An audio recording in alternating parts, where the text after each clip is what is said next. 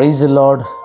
ಮತ್ತೊಂದು ದಿನ ಮತ್ತೊಂದು ದೇವರ ವಾಕ್ಯದೊಂದಿಗೆ ನಿಮ್ಮ ಒಳ್ಳೆಯಲಾಗಿರುವಂತೆ ಕರ್ತನು ದಯಪಾಲಿಸಿದಂಥ ಮಹಾಕೃಪೆಗಾಗಿ ದೇವರಿಗೆ ಕೃತಜ್ಞತೆ ಉಳ್ಳವನಾಗಿದ್ದೇನೆ.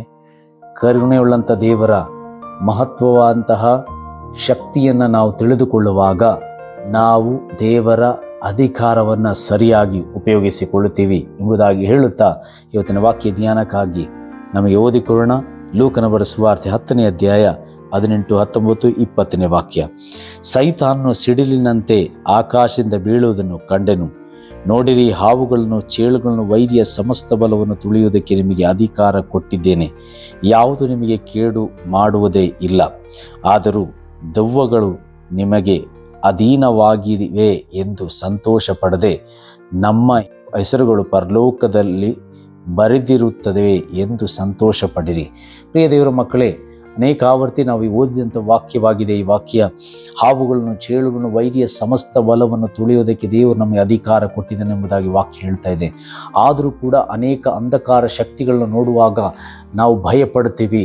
ಅನೇಕ ಆವರ್ತಿ ನಮ್ಮ ಜೀವನದಲ್ಲಿ ಅನೇಕ ಕಷ್ಟಗಳು ಬರುವಾಗ, ದುಃಖಗಳು ಬರುವಾಗ, ನಾವು ಪ್ರಯಾಸದಲ್ಲಿ ಹಾದು ಹೋಗುವಾಗ ಅಂಧಕಾರದ ಶಕ್ತಿಗಳಿಲ್ಲ, ಯಾರೋ ಮಾಡಿದ ಮಾಟ ಮಂತ್ರರು ಎಂಬುದಾಗಿ ಎಲ್ಲ ಹೇಳಿ ನಾವು ಭಯಪಡೋದುಂಟು. ಆದರೆ ದೇವರ ವಾಕ್ಯ ಹೇಳುತ್ತೆ, ಹಾವುಗಳನ್ನು, ಚೇಳುಗಳನ್ನು, ವೈರಿಯ ಸಮಸ್ತ ಬಲವನ್ನು ಎಂಬುದಾಗಿ ಹೇಳಿದರೆ ಎಲ್ಲವೂ ಕೂಡ ಅದರಲ್ಲಿ ಬರುತ್ತೆ. ಶತ್ರುವಿನ ಎಲ್ಲ ಬಲವನ್ನು ಮುರಿಯುವಂಥ ಶಕ್ತಿ ಒಂದು ದೇವರ ಮಗುವಿಗೆ ಕೊಡಲ್ಪಟ್ಟಿದೆ. ಮಾಟ ಮಂತ್ರ ಇಲ್ಲ, ಇನ್ನೊಂದು ಮತ್ತೊಂದು, ಅದಕ್ಕೆ ಮಾತ್ರ ಸಪ್ರೇಟ್ ಶಕ್ತಿ ಎಂಬುದಾಗಿ ಅಲ್ಲ.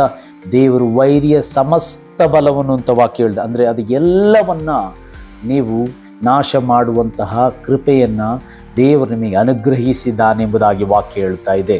ಆದರೂ ಕೂಡ ಅನೇಕ ಆವರ್ತಿ ನಮ್ಮ ಜೀವನದಲ್ಲಿ ನಾವು ಭಯಪಡುತ್ತಾ ನಾವು ಮುಂದೆ ಸಾಗುತ್ತಾ ಇದ್ದೀವಿ. ಅಂಥವರೊಂದಿಗೆ ಈ ಸಂದೇಶ ದೇವರ ಆತ್ಮನ ಸಹಾಯದಿಂದ ಹೇಳ್ತಾ ಇದ್ದೀನಿ. ಪ್ರಿಯ ದೇವರ ಮಕ್ಕಳೇ, ನಮಗೆ ಕೊಟ್ಟಿರುವಂಥ ಅಧಿಕಾರ ಏನು ಎಂಬುದಾಗಿ ಅನೇಕ ಆವರ್ತಿ ನಮಗೆ ಗೊತ್ತಾಗ್ತಾ ಇಲ್ಲ.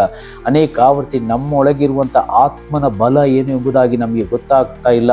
ವಾಕ್ಯ ಈ ಪ್ರಕಾರವಾಗಿ ಹೊಸ ಒಡಂಬಡಿಕೆಯಲ್ಲಿ ಪತ್ರಿಕೆಯಲ್ಲಿ ಬರೆಯಲ್ಪಟ್ಟಿರುವಂಥ ಮಾತಾಗಿದೆ, ಲೋಕದಲ್ಲಿ ಇರುವವನಿಗಿಂತ ನಿಮ್ಮೊಳಗಿರುವವನು ದೊಡ್ಡವನೆಂಬುದಾಗಿ. ಇದು ಅನೇಕ ಆವರ್ತಿ ನಾವು ಮರ್ತೋಗ್ತಾ ಇದ್ದೀವಿ. ಪ್ರಿಯ ದೇವರ ಮಕ್ಕಳೇ, ಇಲ್ಲಿ ವಾಕ್ಯ ಹೇಳ್ತಿದೆ, ಹಾವುಗಳನ್ನು, ಚೇಳುಗಳು, ವೈರಿಯ ಸಮಸ್ತ ಬಲವನ್ನು ತುಳಿಯೋದಕ್ಕೆ ಅಧಿಕಾರ ಕೊಡಲ್ಪಟ್ಟಿದೆ ಎಂಬುದಾಗಿ.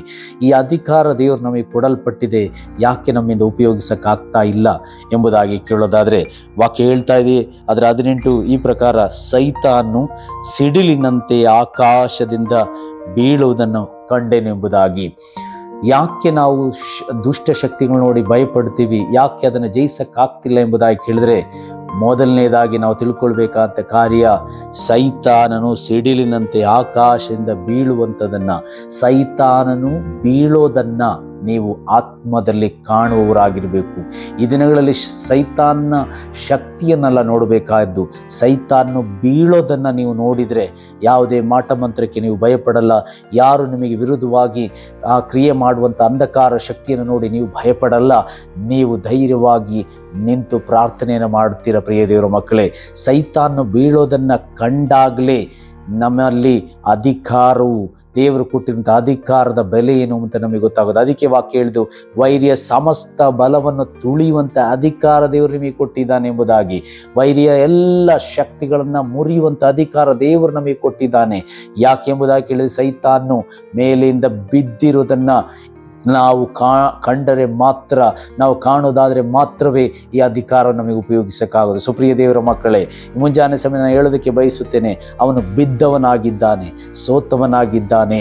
ಆದ ಕಾರಣ ಅವನನ್ನು ನೋಡಿ ಭಯಪಡದೆ, ಅಂಧಕಾರ ಶಕ್ತಿ ನೋಡಿ ಭಯಪಡದೆ, ಮಾಟ ಮಂತ್ರ ಶಕ್ತಿ ನೋಡಿ ಭಯಪಡದೆ, ಅದನ್ನು ಜಯಿಸುವಂಥ ಅಧಿಕಾರ ನನ್ನೊಳಗಡೆ ದೇವರು ಕೊಟ್ಟಿದ್ದಾನೆ ಎಂಬುದಾಗಿ ನಂಬಿಕೆಯಿಂದ ಪ್ರಾರ್ಥಿಸಿರಿ, ನಂಬಿಕೆಯಿಂದ ಆಜ್ಞಾಪಿಸಿರಿ, ಪರಿಶುದ್ಧತೆಯಿಂದ ಅದರ ಮೇಲೆ ಕಾಲಿಡ್ದು ತುಳಿಯಿರಿ. ದೇವರು ಕಾರ್ಯವನ್ನು ಮಾಡುತ್ತಾನೆ, ದೇವರ ಅದ್ಭುತವನ್ನು ಮಾಡುತ್ತಾನೆ. ಅಂಧಕಾರದ ಶಕ್ತಿಗಳನ್ನು ತುಳಿಯುವಂಥ ಅಧಿಕಾರ ದೇವರು ನಮಗೆ ಕೊಟ್ಟಿದ್ದಾನೆ. ಅವು ನಮಗೆ ಯಾವ ಕೇಡು ಮಾಡೋದಕ್ಕೆ ದೇವರು ಅನುಮತಿಸೋದಿಲ್ಲ. ಪ್ರಿಯ ದೇವರ ಮಕ್ಕಳೇ, ಆತ್ಮಿಕ ಕಣ್ಣುಗಳು ತೆರೆಯಲ್ಪಟ್ಟವರಾಗಿ ಸೈತಾನು ಬೀಳೋದನ್ನು ಕಾಣಿರಿ. ಆಗ ಅದರ ಶಕ್ತಿಯು ಏನೂ ಇಲ್ಲ ಎಂಬುದಾಗಿ ನಮಗೆ ಅರ್ಥ ಮಾಡಿಕೊಳ್ಳುವಂತೆ ದೇವರು ಸಹಾಯ ಮಾಡುತ್ತಾನೆ ಎಂಬುದಾಗಿ ಹೇಳುತ್ತಾ ಮಾತನ್ನು ಮುಕ್ತಾಯಪಡಿಸ್ತೀನಿ. ಈ ದಿನ ನಿಮಗೆ ಒಳ್ಳೆಯದಾಗಲಿ. ದುಷ್ಟ ಶಕ್ತಿಗಳ ಮೇಲೆ ಜಯಿಸುವಂತಹ ಅಧಿಕಾರದಿಂದನೇ ದೇವರು ನಿಮ್ಮನ್ನು ಆರಿಸಿಕೊಂಡಿದ್ದಾನೆ. ಧೈರ್ಯವಾಗಿರಿ, ಬಲಗೊಳ್ಳಿರಿ, ದೇವರ ನಾಮ ಮಹಿಮೆ ಹೊಂದಲಿ ಎಂಬುದಾಗಿ ಹೇಳುತ್ತಾ ಮಾತನ್ನು ಮುಕ್ತಾಯಪಡಿಸ್ತೀನಿ. God bless.